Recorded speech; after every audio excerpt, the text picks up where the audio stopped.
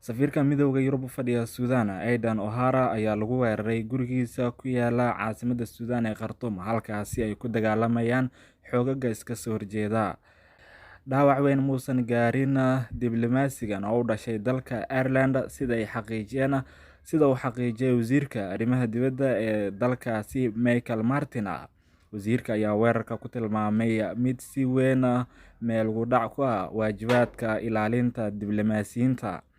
Ku dhawaad 185 qof ayaa ku dhintay dagaal tan ilaa Sabtidii ka socday Khartoum, iyadoo dhaawacyada ay kor u dhaafeen 1,800 oo qof, sida ay xaqiijisay Qaramada Midoobay.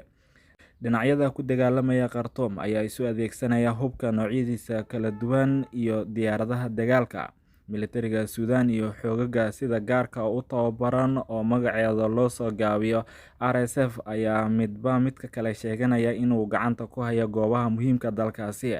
Wasiirka arrimaha dibadda dalka Ireland ayaa ku tilmaamay danjiraha la weeraray diblomaasi heerkiisu sareeyo oo dalkiisa iyo Yurubba u shaqeynayay xilli adag.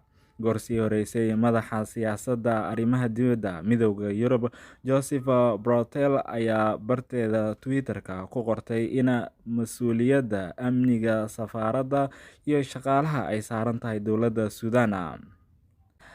Nabila Masrali, oo u hadashay Midowga Yurub, ayaa u sheegtay wakaaladda wararka AFP in diblomaasiyiinta iyo ururkaasi aan laga daadguraynin Khartoum, iyadoo intaa sii raacisay in la qiimeynayo tillaabooyinka amni ee ku habboon.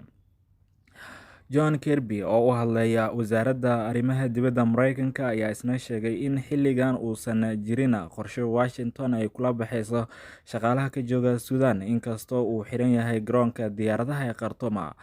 Waxaase uu ku baaqay in dhammaan muwaadiniinta dalkiisa ay si dhab ah uga fikiraan xaaladda ka taagan dalkaasi. Shacabka Khartoum ayaa ku sugan guryahooda, waxaana jirta cabsi ah in dagaalka uu daba dheeraado islamarkaana uu burbur u horseedo dalkaasi. Isniintii, qiiq iyo holac ayaa laga arkayay garoonka diyaaradaha Khartoum. Militariga ayaa diyaaradaha ku duqeeyay saldhigyo ay leeyihiin xoogagga RSF oo qaarkood ku yaala goobo ay shacab degan yihiin. Goobaha la duqeeyay waxaa ka mid ah isbitaallo, gaar ahaan isbitaalka weyn ee Al-Shabaab, sida ay sheegeen dhakhaatiirta Suudaan.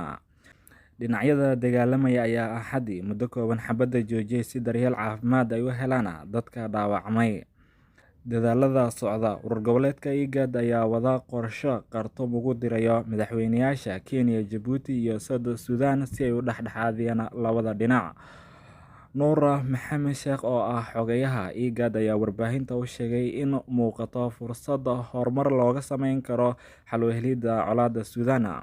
Waxa uu intaas raaciyay in labada janaan ee kala hogaamiya dhinacyada ku dagaalamaya Suudaan ay oggolaadeen in ay wada hadlaan, taasi oo u horseedi karta in xal waara laga gaaro dagaalka.